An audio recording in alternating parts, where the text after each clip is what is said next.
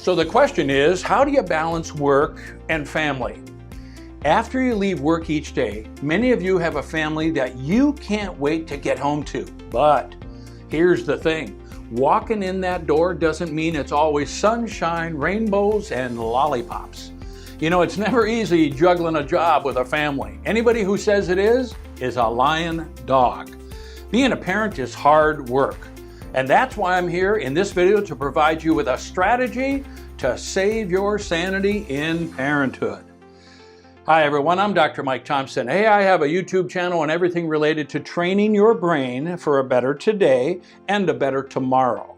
This is where I help you become a better me, then you go out and help others become a better you. And then together we can all become a better us. Okay, so here's the facts. 4 in 10 homes have a mom that works. And whether they work or not, a whopping 97% of moms feel guilty about being away from their kids too much while they are at work. Feel guilty about yelling at their kids too much. Feel guilty about always nagging their kids. Feel guilty about being distracted from their kids due to being on their phones too much or not having enough time with their kids. Wow. Here's another fact I know about moms. You're awesome as a mom. You delivered a kid out of your womb that if a man had something in there that size, he would have cried like a little girl. He would have given up so long ago and thrown in the towel. Unbelievable. You, on the other hand, never gave up. You gave birth. You gave a child life. And you deserve kudos from me and everyone for being mom. Now, in order to save your sanity, when it comes to feeling guilty, in the majority of situations, you need to drop the guilt. I know that might sound easier said than done, but I want to share something with you. I remember what a fellow doctoral student in one of my psychology classes said to me at the, down on one knee for the, Ohio State University. He told me during a break that he felt that guilt is a wasted emotion. You know, several of us got to talking about it, not just during the break, but carried the discussion into the classroom. We all agreed that we have all felt guilt over something in our life. That was normal. What was not normal was that we continued to go on and on and on with our feelings of guilt over either things, people, or situations in which we had no control over. We all agreed that number one, it was a setup for ongoing frustration. And number two, feeling guilty for long periods of time was something that we alone had control over, either keeping in our brain or not. The bottom line is that long-term guilt gets you nowhere fast. And if we want a strategy to save our sanity, we need to drop the guilt. But now, let's do something that I think is really healthy to do. Let's pick apart the guilt you might be having. On one hand, you might feel guilty because you're a parent that works.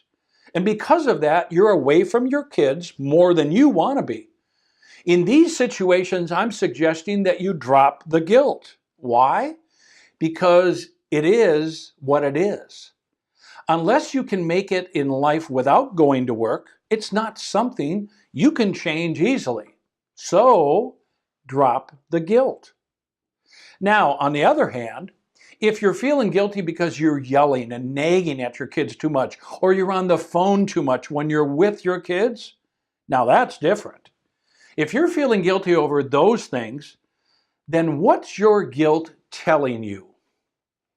Most likely your guilt is telling you that what you're choosing to do is something that you and you alone have control over changing. Down deep, you know that it is a choice on your part to yell, scream, raise your voice, or pick up the phone when it rings. This type of guilt might just be the kick in the butt you need to stop the yelling, screaming, nagging, and being on the phone, to stepping back, settling down, breathing deeply, and focusing on being nice, being respectful, and focused on aligning your efforts with the golden rule. What I'm saying here to some of you might sound impossible because all you're thinking about is your stomach is in knots or your head is aching when guilt sets in. But I want you to think differently.